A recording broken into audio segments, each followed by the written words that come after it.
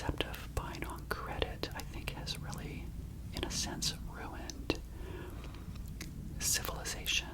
That sounded very dramatic, didn't it? But in a way, it's kind of true if you think about it, because it's a mental mind shift. You know, when we think about buying on credit, when that came out many, many, many years ago, it really hurt a lot of people, myself included, because I ran up my credit card debt, as you guys know, and I talked about that this week. Having a personal bankruptcy at age 29 and just not understanding money at all, it was really devastating. So I know that for many of you, it may be devastating as well. So again, welcome back. This is episode number 65. It's Friday, July 5th. For those of you watching this real time, thank you so much for being here. And I want to tie together today's episode and talk about Independence Day. You know, yesterday, of course, was the 4th of July. I hope you had a good 4th of July. I hope that many of you celebrated with your families and your friends, and hopefully really enjoyed the day. Hopefully you didn't have to work. Most people don't. But if you did, kudos to you. I hope you got double time, or time and a half. But you know, I always like to think back to what Independence Day means for me from a financial standpoint. But first, before I go there, just to give you a little bit of a background, I remember Independence Day most notably in 1976.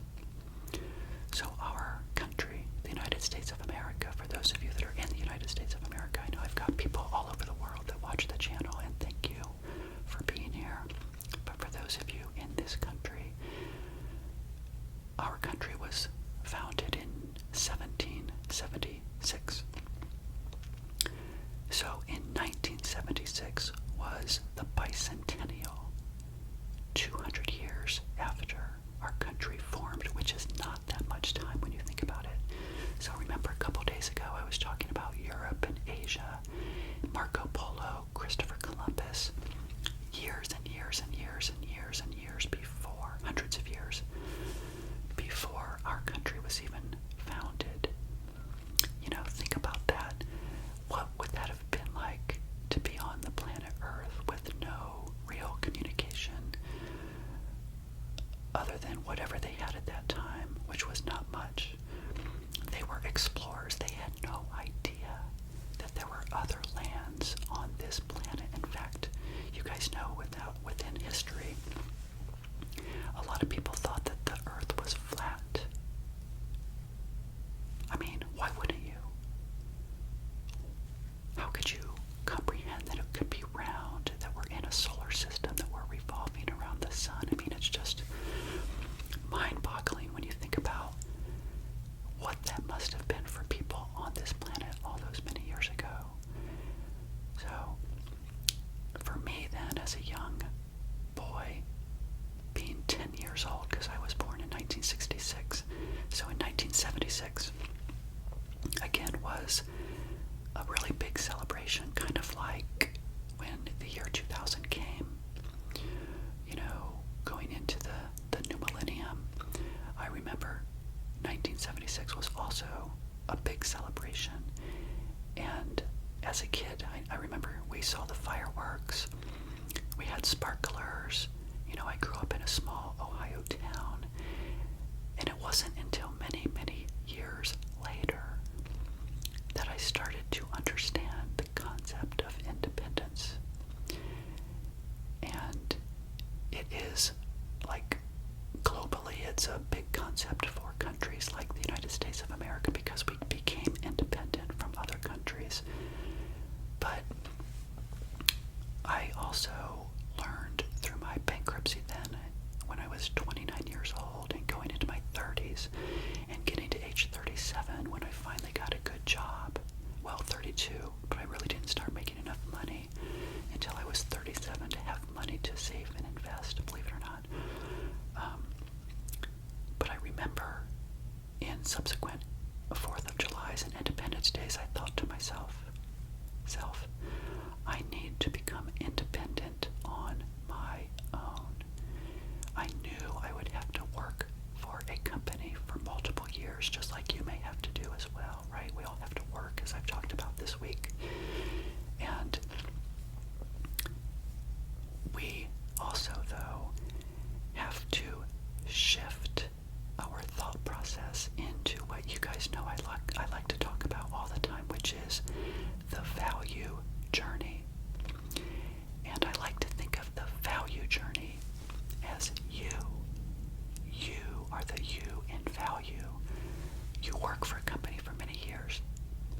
They pay you for your current expenses and your current fun, but you've got to get to a place where you have enough wiggle room in your budget to start creating value for yourself and for your future self. You will thank me, as I always say, if you can do that, if you can learn to build an engine, to make that engine then create income for you, just like the richest man in Babylon, on a different scale, right? I like to talk about scale quite a bit. If I haven't talked about that on my channel, I talked about it on my podcast quite a bit, but the scale means to me that yes, you're going to have people that you know in your life that are multimillionaires.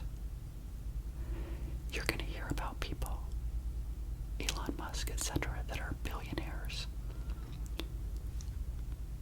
Why don't we bring that down to our level, right?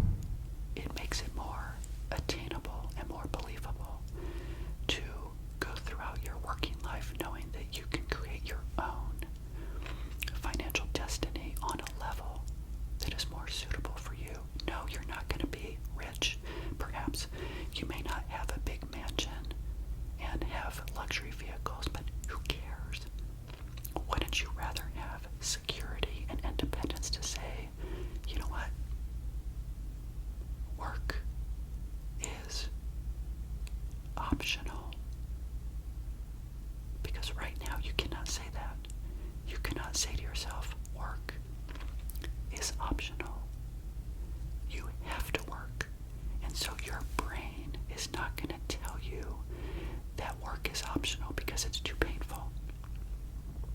Why would you put yourself in that position? So what happens is most people say, well, I'll have to work forever because I have this big house, I have to pay for it, I've got these cars, I'll never be able to do this, never be able to do that. In fact, I remember having friends in my 20s that said, oh, I'll always have a car payment forever. Really? Forever? And I said to myself, that's not the path you want to go down. You don't want to have a self-fulfilling prophecy that you end up broken and broke forever. So many people are broken. They're broke, but they're also broken. They're broken in their mindset, in their capacity to understand that they can live a different life, that they don't need to be broke forever. And I want that for you to know that you do not have to have that type of existence. And so back to my story here for episode 65, Independence Day then is something that I want you guys to hold true to your heart and say to yourself, I can be independent someday from a job. And as I've talked about this week, it can come in many different ways. Real estate, businesses, or you can do what I did and put your money into low-cost index funds that ride the market. That's what I chose to do. For me, it was the simple path to wealth, and I stand by it 100%. So, the last thing I want to share with you in this episode, I told you on Monday, for those of you that were watching on Monday, in episode number 62, was it? 63? No, 63. I said that I would have something special I wanted to share with you in today's episode. And it is this.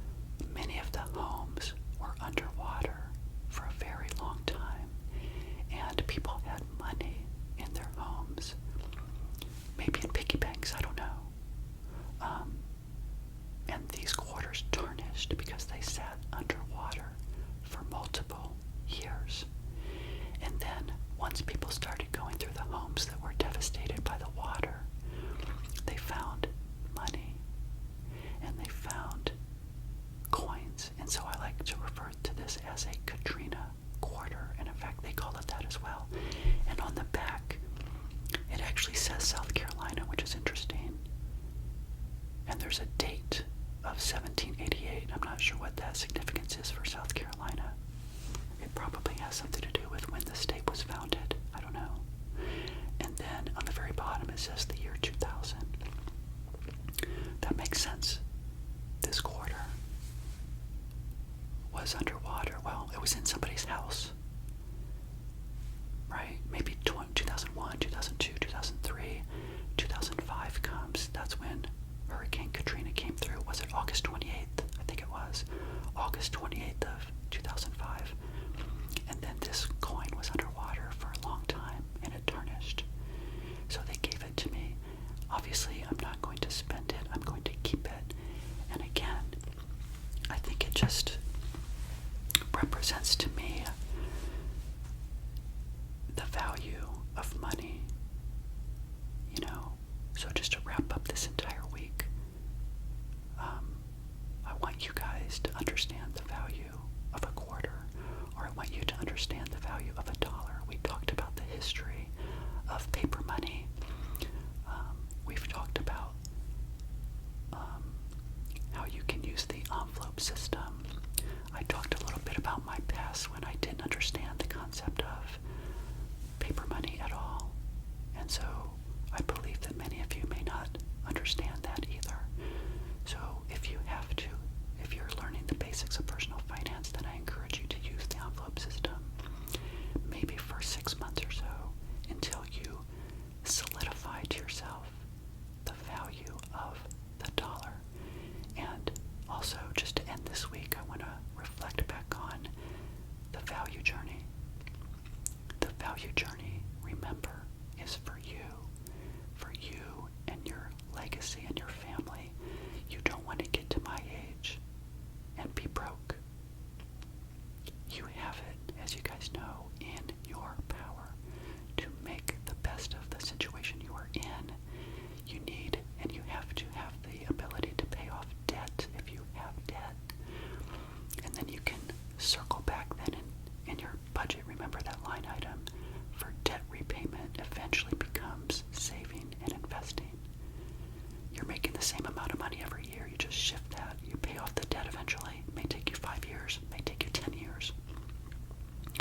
At the same time, then you're doing your 401k if you have one to the match. You know all the basics, right? Yes. But the value that you create for yourself is that you are going to understand